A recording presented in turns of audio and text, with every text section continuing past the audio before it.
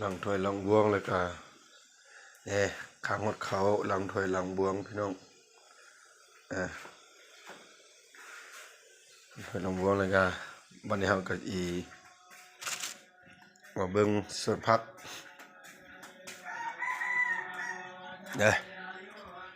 ส่วนพักเนาะอันนี้เป็นข้อไก่อันนี้ก็พักเขา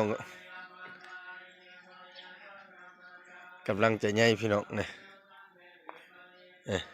ครับกำลังเนาะอันนี้เบียร์พัก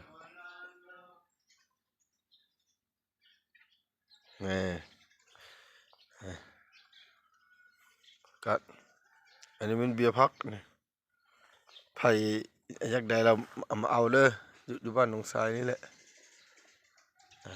นี่อันนี้ก็วันพักวันนึงนี่อันนี้เม่นเฮาวันมาอ่านไม่อะไรก็คือว่าเป็นตาวันพักได้กับวันนี่ตัวมันนี่ตัวมันอันนั้นเม่นปลาใบเตย